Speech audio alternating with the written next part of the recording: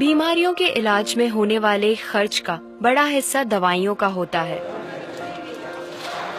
हमारी टीम की एक सदस्य ने आमतौर पर काम आने वाली कुछ दवाइयों का एक प्रिस्क्रिप्शन डॉक्टर से लिया। फिर उन्होंने ये दवाइयाँ बाजार में एक केमिस्ट की दुकान से खरीदी। कितना? 2151। और यही दवाइयाँ उन्होंने जेनेरिक मेडिसिन की दुकान से भी ली। कितना हुआ इसका? 354। दवाइयों की कीमत में जमीन आसमान का फर्क दिखाई दिया। राजस्थान में कम कीमत में मिलने वाली इन जेनेरिक दवाइयों की शुरुआत की चित्तौड़ के पूर्व कलेक्टर डॉक्टर समित शर्मा ने।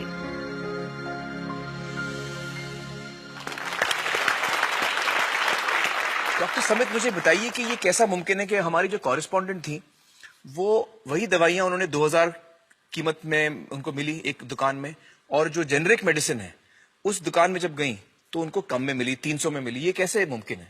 ठीक इसी समय प्रतिक्षण प्रतिपल एक ट्रेजेडी हमारे चारों ओर घट रही है। अर्थक्वेक की या कोई सुनामी की बात करें, उसमें जितने लोगों की जानें एक दिन में जाती हैं, उससे ज्यादा जानें प्रतिदिन इस ट्रेजेडी की वजह से जाती है। वो क्या ट्रेजेडी है? वो ट्रेजेडी ये है साहब कि जो दवाइयों की जो वास्तविक कीमत है वो तो बहुत ही कम है, पर जो दवाइयां हम जब बाजार से खरीद के लाते हैं तो हमें वो 5 गुना, 10 गुना, 20 गुना, कई बार तो 50 गुना से भी ज्यादा दामों पे हम उसको खरीदते हैं। जैसे हम भारत में अगर देखें कि 40 करोड़ से ज्यादा लोग ऐसे हैं जो अपने लिए 2 वक्त की रोटी नहीं जुटा पाते, तो क्या वो उस दवा को खरीद सकते हैं? बहुत सारे लोगों को इस वजह से दवाई नहीं मिल रही। यस, WHO कहता है कि स्वतंत्रता के 65 वर्ष पश्चात आज भी 65% of the Indian population lacks regular access to essential medicine. जो मेन दवाई है, जो आवश्यक दवाइयां हैं, वो उन तक नहीं पहुंच पाती रकम की वजह से। मुझे बताइए कि ये जो जेनेरिक मेडिसिन जो हम कहते हैं, अभी ये अंग्रेजी का शब्द है, इसको हिंदी में कैसे समझाएं? मैं आपको बहुत सरल भाषा में बताता हूँ। हाँ। तो ये जेनेरिक नाम जो दवा का जो मूल सॉल्ट है, जिसके अंदर जो दवा है उसका नाम है, केमिकल नाम, उसका केमिकल नाम है। अब जैसे और उदाहरण अगर सरल करके बताएं इसको, तो जैसे ये लड़की दुबली पतली सी नजर आती है, तो मैं अगर डॉक्टर हूं हाँ। तो मैं इसको ये कहूं 1 गिलास दूध सुबह, 1 गिलास शाम को पिया कर। पर चिकित्सा के व्यवसाय में दुर्भाग्य से हमारे देश में ऐसा नहीं हो रहा। हम ये नहीं कहते कि आप भैंस का दूध लेके आइए, हम कहते हैं कि वो रामू की भैंस का दूध लेके आना। यही ब्रांडिंग है। ये जब उसकी दुकान पे जाती है, वो कहता है 500 रुपए लीटर है, लेना है कि नहीं लेना। तो जो 30 रुपए की चीज है वो 500 रुपए में मिलती है। तो अगर मैं डायबिटीज की दवा ले रहा हूं और अगर मैं ब्रांडेड दवा लेता हूं तो मुझे कितने की पड़ेगी? जैसे एक 117 रुपए में भी है, 117 रुपए में मिलती है। और अगर वही चीज हम उसके जेनेरिक मेडिसिन के नाम से लें तो वो कितने की बनती है? वो मात्र 1 रुपए 95 पैसे में 10 गोली मिलती है।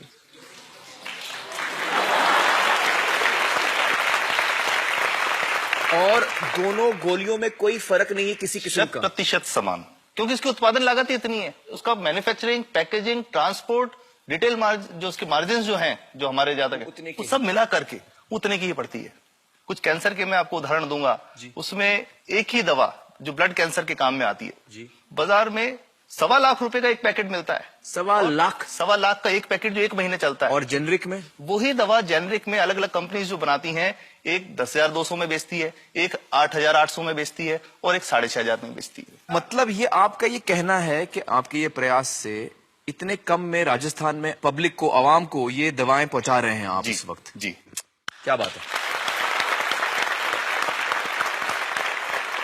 मेरा ये सवाल है कि डॉक्टर्स जो हैं वो हमारे पर्ची पर जेनेरिक नाम क्यों नहीं लिख के देते? क्यों लिखते हैं वो ब्रांडेड? जाने नहीं देंगे बाहर फिर? नहीं, सब जाने देंगे। जब एक नया मेडिकल प्रैक्टिशनर जब प्रैक्टिस शुरू करता है, तो उसके पास जो कंपनी के जो मेडिकल रिप्रेजेंटेटिव्स होते हैं, सेल्स बढ़ाने का उनका काम होता है, मार्केटिंग के हिसाब, सेल्स एजेंट होते हैं बेसिकली। फिर वो कहते हैं साहब आप हमारी जो दवा है यही लिखना, ये बहुत बेहतर दवा है, इससे मरीज ठीक होगा। और उनको डॉक्टर्स को लिखने के लिए उनको प्रेशराइज किया जाता है, उनको टेम्प्ट किया जाता है।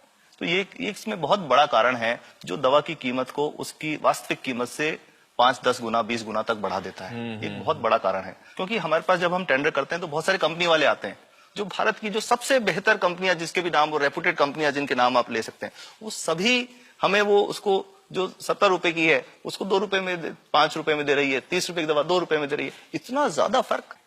तो कंपनी तो दे सकती है और देना चाहती है और हमें देती भी है इतनी कम दामों में, हमें दे ही रही है ना, ये संभव तो है। अच्छा, मैं आपको बताऊंगा कि भारत से हम लगभग 45,000 करोड़ रुपए की जेनरिक दवाइयां प्रतिवर्ष विदेशों को निर्यात करते हैं। आप भेजते हैं दुनिया भर में जेनरिक, ये जो सस्ती दवाएं हैं आप विश्व भर में भेजते हैं, और हमारे लोगों को नहीं मिल रही। हमारे देश में महंगी है, हमारे देश में महंगी है, और अगर ऐसा है तो हमें कोई ईस्ट इंडिया कंपनी की जरूरत नहीं, हम वापस उसी दिशा में जा रहे हैं। आपने जब ये शुरू किया तो आपको कोई रेजिस्टेंस फेस करना पड़ा राजस्थान में? देखिए, जो प्रयास हम कर रहे हैं ये बेसिकली धारा के विपरीत बहने का एक प्रयास है जी।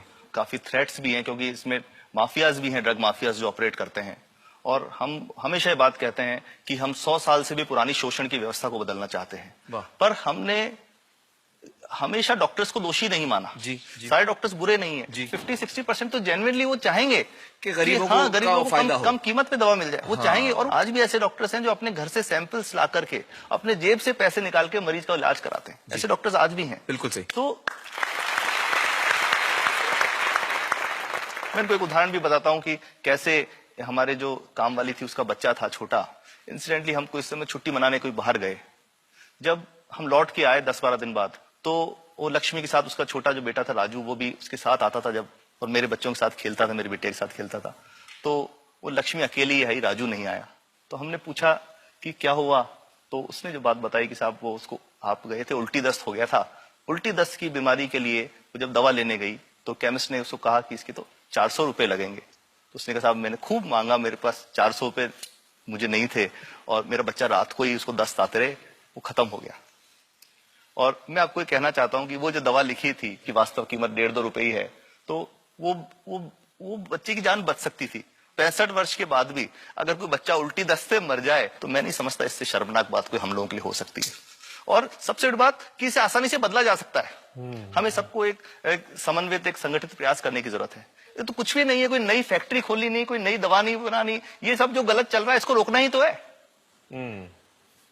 तो दोस्तों, डॉक्टर समित की बातों से हमें यह पता चला है कि दवाइयों का जो कॉस्ट होता है, जो उनको बनाने का खर्च होता है, वो बहुत ही कम होता है, और हमें इन कम दामों में ये दवाइयां मिल सकती हैं अगर हमारी राज्य सरकार जेनेरिक मेडिसिन की दुकानें खोले, जैसे राजस्थान सरकार ने किया है, और जिसके लिए हम उन्हें सलाम करते हैं। एक बात और, अगर आप एक एनजीओ हैं और आप जेनेरिक मेडिसिन की दुकान खोलना चाहते हैं तो department of chemicals and fertilizers आपको 50,000 रुपए की ग्रांट भी देता है। डॉक्टर समित, आपने बहुत ही बेहतरीन काम किया है और इस बहुत ही अहम मुद्दे पर रोशनी डालकर हमारी आंखें खोल दी हैं, और हमारी दुआ यह है कि जो काम आपने राजस्थान में शुरू किया है वो हर राज्य में फैले, देश के कोने कोने में फैले। बहुत बहुत शुक्रिया हमारे साथ बातचीत करने का doctor Samit, thank you so much.